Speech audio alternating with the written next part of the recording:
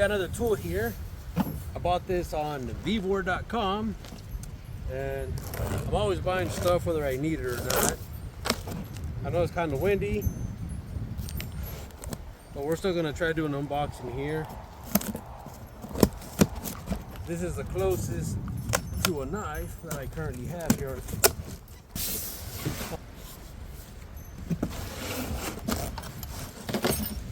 Here we have a fuel mixing canister. We got a toolkit, screwdrivers, spark plug remover, tie wrap, spark plug, our throttle, I believe. We're gonna unbox it. This appears to be an extension for the bit.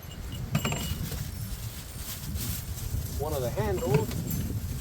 The second handle here was a throttle and our on and off switch. I guess a gas auger has a 8-inch bit included in this kit. And we got a lot of loose screws as well. So this is a 52cc model. It uses a 40-to-1 gas mixture, and compared to their augers on the market that use 25-to-1 ratio, it just seemed a bit off. So we picked up the Vevor 52cc model D52-f. We got a handle. I don't really think it matters on what side it is, but we're gonna put the bolt through there, followed by the lock nut, and we're gonna repeat this 8 times.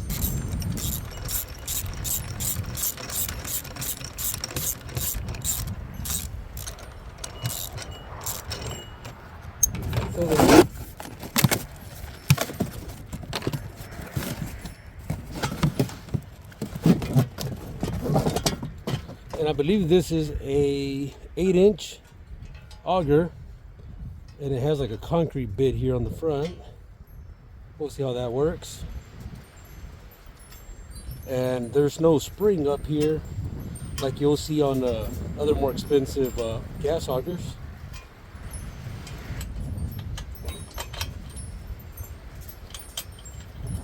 And that's it for the assembly.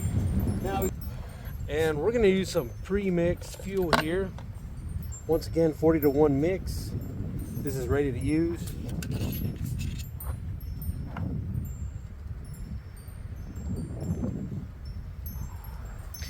Now we got the carburetor back here. We can go ahead and prime it.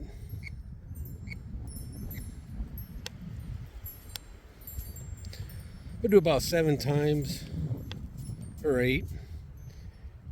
Now, I don't know if it says choke on here or chalk, but I'm going to try right here.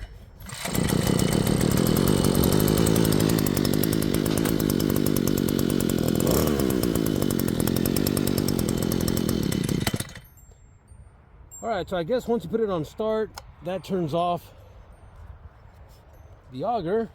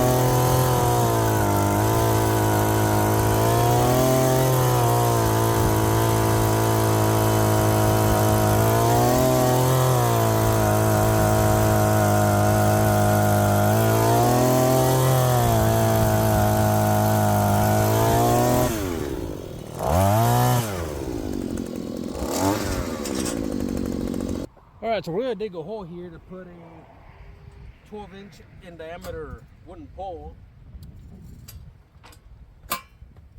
And first thing is, we're gonna set it on. We're gonna set it on run back here as well. Went ahead and primed it a few times.